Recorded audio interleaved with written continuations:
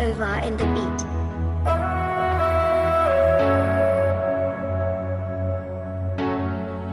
Hey yo. Shooby-doo-ba-da-ba-da, yeah. Shooby-doo-ba-da-ba-da, la la la. La la la la. Miana tsisy anao tiako, oh.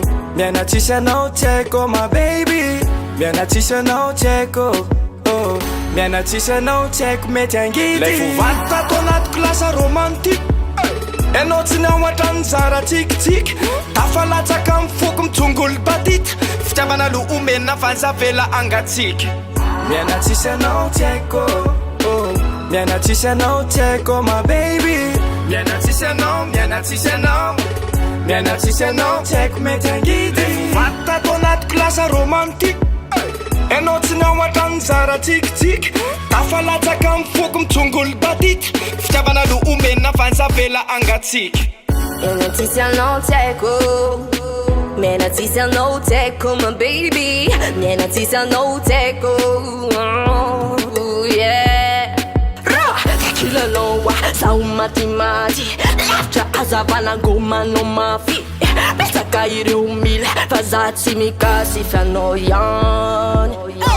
Lefokondra ndray mana fotoana, tsy mbola misy mana fotoana. Tsy maintsy ararotiko ny afotoana, irahako aminao boy. Miana tsisy anao tiako, oh. Miana tsisy anao tiako, my baby. Miana tsisy anao tiako, oh. Miana tsisy anao tiako mety angidy. Lay fovady tato anaty klasa romantique. Enao tsy niaoatra ny zara tsikitsiky. Tafalatsaka amin'ny foko mitongolo batita. Fitiavana lo omena fanzavela angatsiky.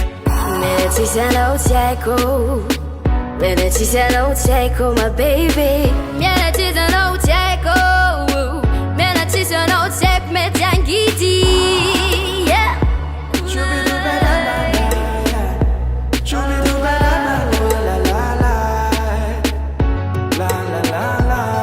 Tena tsapako fa mety amiko ny eo anilanao. Original love mampirotsaka fanaiko. Allo azava fany atsika forever. Sarasaraka aminao zany ho never. Efa nao nisaiko amampanay, tsy fafako fazamanay.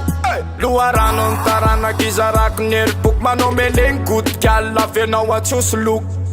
Miana tsisy anao tiako, oh. Miana tsisy anao tiako, my baby. Miana tsisy anao, miana tsisy anao.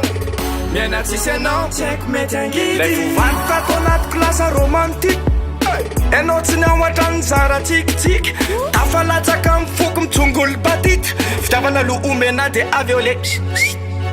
Miana tsisy anao tiako, miana tsisy anao tiako, my baby.